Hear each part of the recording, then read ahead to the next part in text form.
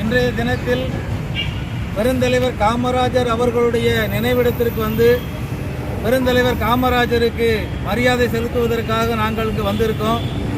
இங்கு வந்து பார்த்தோம் என்று சொன்னால் இது காமராஜருடைய நினைவிடம் மாதிரி இல்லை. இந்த இடத்தை சுற்றிலும் பார்த்தீங்கன்னா வெறும் குப்பை கூலங்களாக தான் இருக்குது. அதே மாதிரி இங்கே ஒவ்வொருத்தரும் காதல் ஜோடிகளுடைய புகலிடமாக இன்றைக்கு இந்த காமராஜருடைய நினைவிடம் இருந்துக்கிட்டு இருக்குது. காதல் ஜோடிகள் இங்கு பெருகி ஆங்காங்கே மரத்தடியில் வந்து காதல் புரிவதற்கான ஒரு இடமாக இதை மாற்றிட்டாங்க.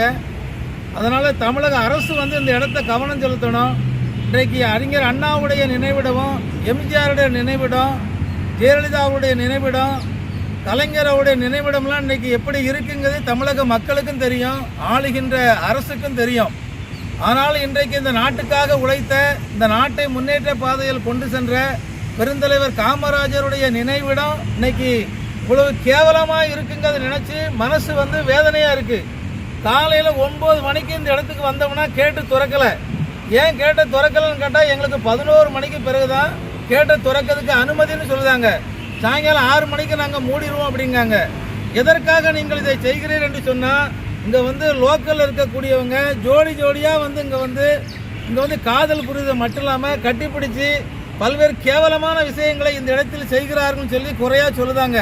தமிழக அரசு போதிய காவல்துறையை இந்த இடத்துல நிறுத்தி காவலர்களை காவல் புரிய வைத்து இப்படிப்பட்ட கேவலமான ஜோடிகளை எல்லாம் இங்கிருந்து அடித்து விரட்டுங்க. நீங்கள் பெருந்தலைவர் காமராஜருடைய இடத்திற்கு அவருக்கு மரியாதை செய்ய வருகின்றவர்களை மட்டும் உள்ள அனுமதிங்க. அதே மாதிரி சுற்றி பார்த்தீங்கன்னா எல்லா தூண்லையும் எனக்கு ஒயர்லாம் பார்த்தா அங்கங்கே வெளியே தெரிஞ்சுட்டு கிடக்கு. சின்ன பிள்ளைகள்லாம் ஒயரில் கை வச்சா சாக்கடி செத்து போயிடும். இன்றைக்கி அந்த அளவுக்கு இந்த இடம் மிக மோசமான ஒரு கண்டிஷனில் இருக்குது. அதே மாதிரி எனக்கு பின்னால் பார்த்தீங்கன்னா காமராஜருடைய மார்பளவு சிலை இருக்குது. இந்த சிலை வந்து இன்றைக்கி மாலை போடணும் அப்படின்னா காமராஜர் தோளில் ஏறி மாலை போடுற மாதிரியான ஒரு சூழ்நிலை இருக்குது.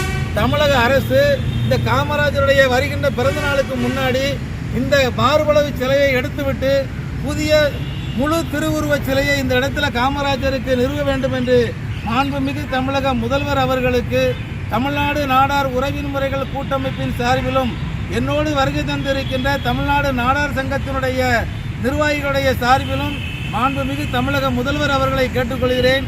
மீண்டும் கேட்டுக்கொள்கிறேன், இந்த இடத்தில் காதல் ஜோடிகளை எல்லாம் அப்புறப்படுத்திட்டு இந்த இடம் ஒரு புனிதமான இடம் என்பதை நிரூபிக்கின்ற வகையில் காவல்துறை கொண்டு காவலர்களை பாதுகாப்புக்கு நியமிக்க வேண்டும் என்றும் மாண்புமிகு தமிழக முதல்வர் அவர்களை தமிழ்நாடு நாடார் உறவின் முறைகள் கூட்டமைப்பின் சார்பில் மீண்டும் கேட்டுக்கொள்கிறேன். நன்றி, வணக்கம்.